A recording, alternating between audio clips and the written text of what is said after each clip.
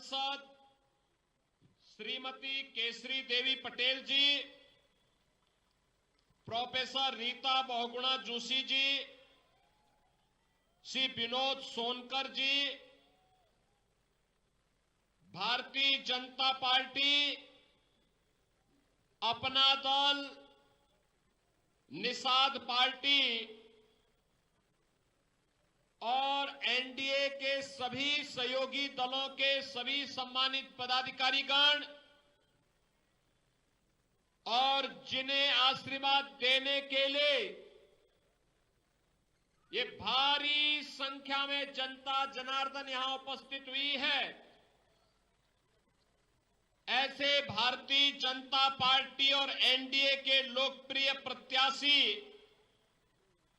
श्री दीपक पटेल जी और उपस्थित इस क्षेत्र के फूलपुर विधानसभा क्षेत्र के कछार क्षेत्र से जुड़े हुए सभी मेरे उपस्थित बहनों और भाइयों,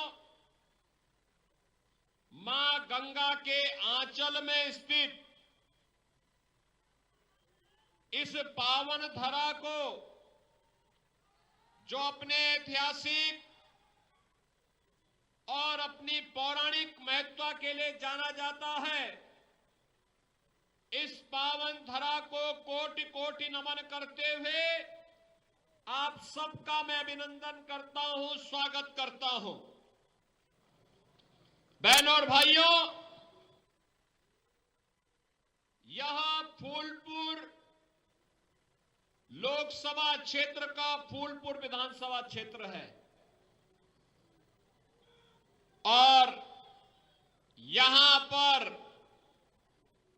भगवान प्रयागराज की असीम कृपा और मां गंगा की कृपा भूमि का क्षेत्र है। हम सब के लिए, हर सनातन धर्मावलंबी के लिए एक पावन तीर्थ के रूप में पूज्य क्षेत्र है।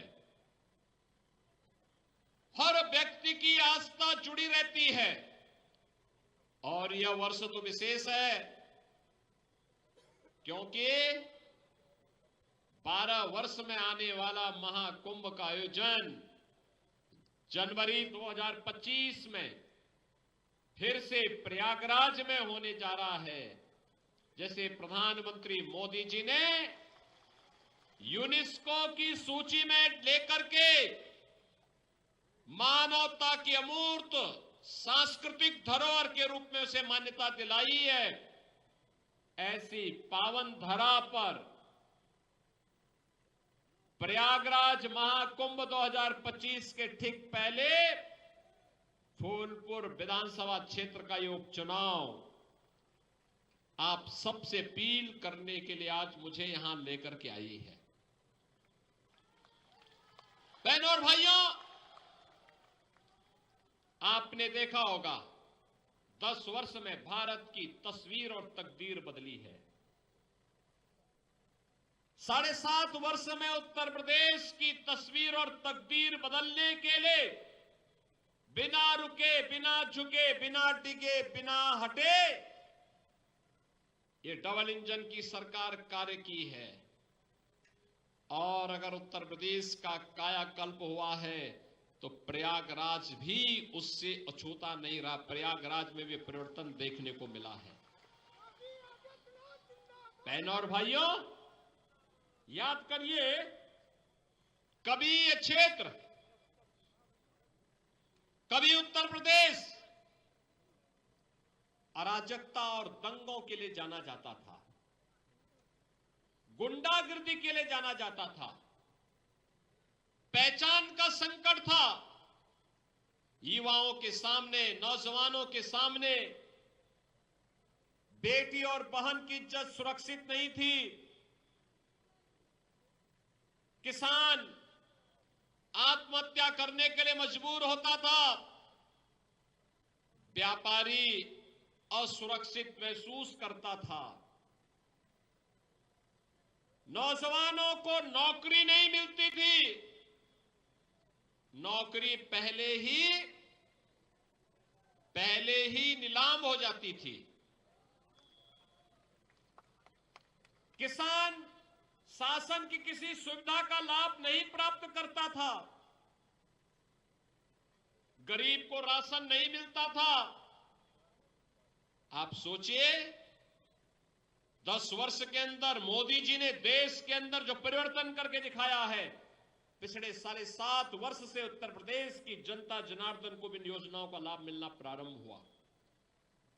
देश के अंदर 4 करोड़ गरीबों के मकान बने और अकेले उत्तर प्रदेश के अंदर 56 लाख गरीबों के एक मकान बन गए। देश के अंदर 12 करोड़ गरीबों के घर में एक शौचालय बना, तो उत्तर प्रदेश के अंदर 2 करोड़ 62 लाख गरीबों के घर में भी एक शौचालय बना। देश के अंदर 10 करोड़ गरीबों के घर में रसोई गैस का एक फ्री में कनेक्शन उपलब्ध आया। उत्तर प्रदेश में 1 करोड़ 86 लाख गरीबों को फ्री में रसोई गैस का कनेक्शन मिला और होली और दीपावली को फ्री में भरा हुआ सिलेंडर भी उन्हें मुफ्त में उपलब्ध हो रहा है। देश के अंदर 80 करोड़ लोग फ्री में राशन की सुविधा का लाभ प्राप्त कर रहे हैं। तो उत्तर प्रदेश में बहनों और भाइयों, उत्तर प्रदेश में 15 करोड़ लोगों को इस सुविधा का लाभ प्रदान किया जा रहा है। इससे पहले ये पैसा कहां चला जाता था? इससे पहले पैसा कहां जाता था? स्वाभाविक रूप से सेफई घराने के पास चला जाता था। उनके जो कारिंदे थे उनके पास चला जाता था। ये पीडीए नहीं, ये प्रोडक्शन हाउस है दंगाइयों और अपराधियों का। इन लोगों ने, याद करिए, उत्तर प्रदेश का कोई ऐसा अपराधी नहीं, कोई ऐसा माफिया नहीं जो समाजवादी पार्टी का शागिर्द न हो। याद करिए, प्रयागराज का अतीक अहमद राव, गाजीपुर का मुख्तार अंसारी रहा हो, अंबेडकर नगर का खान मुबारक रहा हो, ये सभी के सभी समाजवादी पार्टी के प्रोडक्शन हाउस की ही उपस्थिति, बिजनेस पार्टनर थे। लोग एक साथ अपराध के लिए बिजनेस करते थे। ये समाजवादी पार्टी व समाजवादी पार्टी नहीं जिसके नाम पे भ्रम में डालते हैं। बहन और भाइयों, समाजवादी आंदोलन देश की आजादी के बाद देश के अंदर प्रारंभ हुआ था मूल्यों के लिए, आदर्शों के लिए। जयप्रकाश नारायण, डॉक्टर राम मनोहर लोहिया, आचार्य नरेंद्र देव, चंद्रशेखर जी, जनेश्वर मिश्रा जी, मोहन सिंह जी जैसे स्वनाम धन्य सोशलिस्ट और समाजवादी इस आंदोलन के साथ जुड़े थे, जिन्होंने लोकतंत्र के लिए काम किया, राजनीति की शुचिता के लिए आजीवन लड़ते रहे। ये आज की समाजवादी पार्टी तो माफिया और अपराधियों का जमावड़ा भर रह गया है। और इसीलिए तो प्रदेश के अंदर एक नारा निकल पड़ा है, देख सपाई बिटिया घबराई। देख सपाई बिटिया घबराई। यही तो अयोध्या में हुआ, यही कन्नौज में हुआ, यही लखनऊ में हुआ, यही हरदोई में इन लोगों ने किया। अब आप बताओ, क्या इसमें कार्रवाई नहीं करनी चाहिए थी क्या? आप मुझे बताओ, इनको बुरा लगता है, कहते हैं साहब कार्रवाई क्यों कर दी? हमने कभी इन अपराधियों को और इन माफियाओं के खिलाफ कार्रवाई नहीं करेंगे तो क्या करेंगे? बहन और भाइयों, ये वही माफिया और अपराधी हैं जो एक और 2006 में 2 विधायकों की निर्मम हत्या हुई थी। याद करिए, गाजीपुर में श्री कृष्णानंद राय की हत्या हुई थी। कृष्णानंद राय के साथ 7 लोग मारे गए थे और में एक रमेश पटेल भी थे, एक रमेश यादव भी थे। ऐसे ही 7 लोग थे। निर्मम हत्या गोलियों से भून करके समाजवादी पार्टी के संरक्षण में पनपने वाले उस माफिया के सारे पर उसके संरक्षण में यह हत्या हुई थी, जिसके मरने पर मरसिया पढ़ने के लिए समाजवादी पार्टी का मुखिया जाता है। बहनों और भाइयों, याद करिए राजूपाल की हत्या करने वाला कौन माफिया था। ये राजूपाल की हत्या करने वाला व्यक्ति इसी समाजवादी पार्टी के शागिर्द बनकर के प्रयागराज को बदनाम करता था। आप याद करिए, ये समाजवादी पार्टी, इसीलिए मैं कहता हूं समाजवादी पार्टी का मतलब आज के दिन पर समाजवादी पार्टी का मतलब प्रोडक्शन हाउस है। ये माफिया और अपराधियों का, हर दुर्दांत माफिया और अपराधी यहां से पैदा होते हैं, यहां से आगे बढ़ते हैं, पनपते हैं और इनको अच्छे अच्छे ट्रेनर वहां पर इन लोगों ने पैदा करवाए हैं, रखे हैं। और इसीलिए मैं आपसे कहने के लिए आया हूं, बहनों और भाइयों, ये चुनाव केवल आज का चुनाव नहीं है, ये वर्तमान को तो संवारने का चुनाव है, लेकिन भविष्य बनाने का चुनाव भी है, भविष्य बनाने का चुनाव भी है। और उसी भविष्य को बनाने के लिए आज हम सब आपके पास आए हैं। मैं उसी भविष्य को बनाने की अपील करने के लिए आज आपके पास आया हूं। अभी मुझे यहां पर बताया गया, कछार क्षेत्र में हर वर्ष बरसात के दिनों में यहां पे हजारों बीघा लैंड जलमग्न होती है। अभी राकेश सचान जी मुझे बता रहे थे। बहनों और भाइयों, राकेश सचान जी ने बता दी है तो मान के चलिए आपकी समस्या का समाधान हो गया है।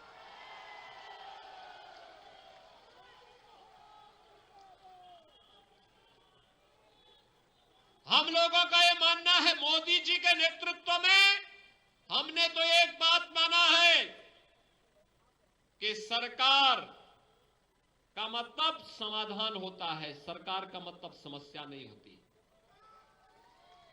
और सरकार को डूब मरना चाहिए जो सरकार गरीब की आवाज न सुनती हो, अन्नदाता किसान की आवाज न सुनती हो, युवा की आवाज न सुनती हो। सरकार का मतलब समस्या के सामने लाचार होना नहीं, सरकार का मतलब होता है समस्या को चुनौती के रूप में स्वीकार करके उसको हमेशा के लिए उखाड़ फेंको, समाधान का रास्ता निकालो। और उसी समाधान के लिए डबल इंजन की सरकार आपकी सेवा के लिए समर्पित भाव के साथ कार्य कर रही है। बहनों और भाइयों, प्रयागराज वासियों को तो पता ही है, प्रयागराज वासियों को तो पता ही है कुंभ 2019 कैसे हुआ था। 13 और 7 में भी कुंभ हुए थे, तब की दुर्व्यवस्था, तब की अराजकता किसी से छुपी हुई नहीं थी। और 2019 में प्रयागराज कुंभ क्या भव्य था, क्या दिव्य था। भव्यता, दिव्यता, सुरक्षा, सुव्यवस्था और स्वच्छता का जो मानक गढ़ा था प्रयागराज कुंभ, ये डबल इंजन सरकार की सोच है। प्रयागराज वैश्विक मंच पर छा गया था। उस समय मेरी टीम के हिस्से थे, आज भी डिप्टी सीएम श्री केशव प्रसाद मौर्य जी, सिद्धार्थनाथ सिंह जी स्वास्थ्य मंत्री थे, नंदी जी हमारी सरकार के मंत्री आज भी है, श्रीमती रीता बहुगुणा जोशी जी, प्रोफेसर रीता बहुगुणा जोशी जी, सांसद के रूप में श्रीमती केसरी देवी पटेल जी, ये सभी लोग हमारे विधायक गणों में हर्षवर्धन वाजपेयी, और ये सभी लोग उस अभियान के साथ जुड़ करके इन्होंने प्रयागराज कुंभ को सफल बनाने के लिए अपनी पूरी ताकत लगाई थी। और प्रयागराज कुंभ एक नया मानक गढ़ा था। और बहनों और भाइयों, आज आप सबका मैं आह्वान करने के लिए यही आया हूं प्रयागराज जब नई पहचान के साथ वैश्विक मंच पर लहराता हुआ दिखाई दे रहा है,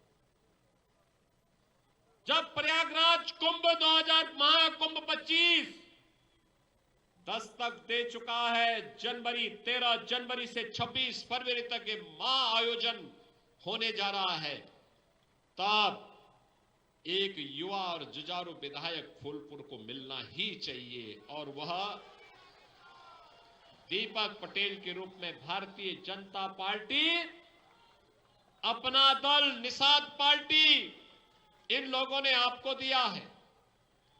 बहनों और भाइयों, समाजवादी पार्टी के वास्तविक चरित्र को देखना है तो देखिए अयोध्या में एक निषाद बेटी के साथ क्या व्यवहार किया था इन्होंने, कैसा व्यवहार किया था।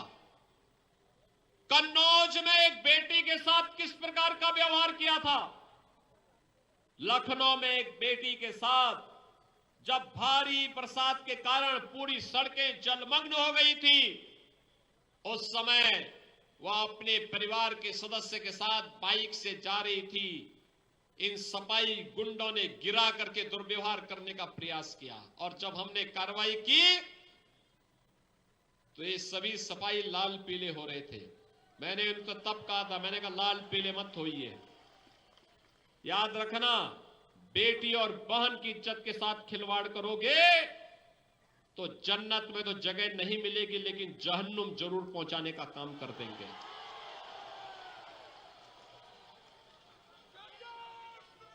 बहनों और भाइयों, मैं इसीलिए आपसे कहने के लिए आज आया हूं, विकास और विरासत की गारंटी भाजपा दे रही है, सुरक्षा, समृद्धि और सुशासन की गारंटी भाजपा दे रही है, हर घर नल के माध्यम से शुद्ध पेयजल उपलब्ध कराने की गारंटी भाजपा दे रही है, और बाढ़ की समस्या का स्थायी समाधान भी भाजपा आपको देगी, उपलब्ध कराएगी।